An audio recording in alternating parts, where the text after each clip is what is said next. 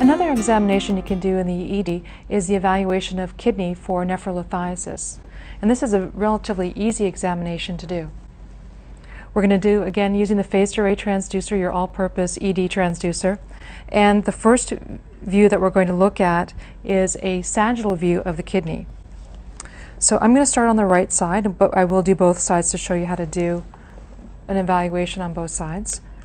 And we are going to go in with the orientation marker pointing to the patient's head. So this will be a sagittal view. And I'm going to go in fairly laterally. With this starting point, I can quickly identify where the kidney is. In the anterior aspect of the image, you see the liver, and immediately posterior to that, you see a crescent-shaped organ, which is the kidney. And so what I want to do is evaluate in a long view, sweeping medially and laterally, looking at the cortex to determine if there's any echogenic or bright shadowing stones. So I can evaluate the superior pole, sweep from side to side,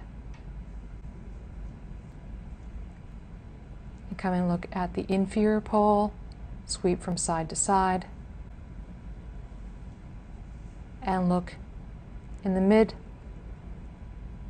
pelvis area of the kidney to determine if there's hydronephrosis, an indirect sign of nephrolithiasis.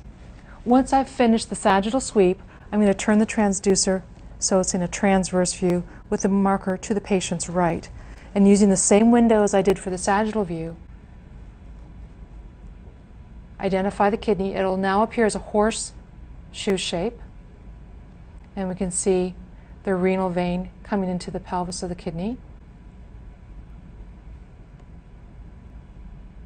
And I'm going to sweep superiorly until I move past the superior aspect of the upper pole, and then sweep back down inferiorly, seeing the mid-level of the kidney, renal vein, moving down a rib space and into the inferior pole of the kidney. And I continue until I do not see any tissue of the kidney anymore. An important part of a kidney evaluation is a bilateral comparison between the right and left kidney to determine if there's hydronephrosis present on one side versus the other. So we'll go ahead and do the left side as well. So an easy landmark here is just to identify the costal margin and then move up one hand's width and bring your transducer in at the mid-axillary line.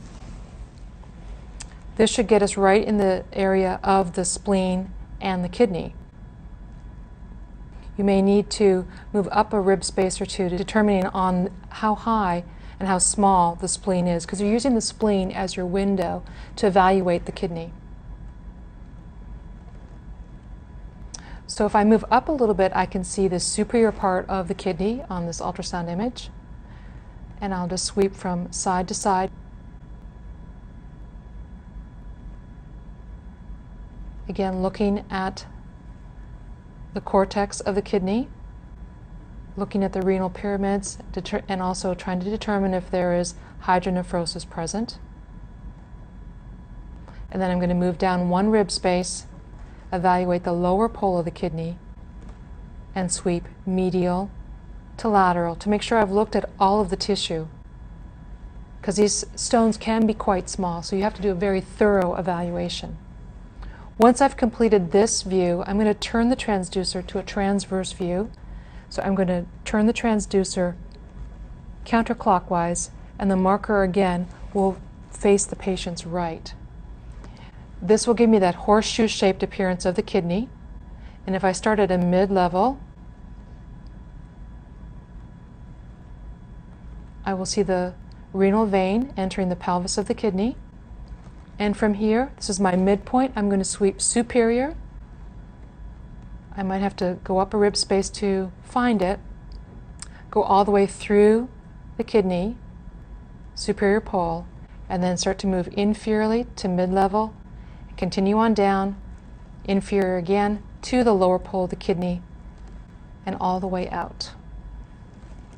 So that completes the kidney evaluation.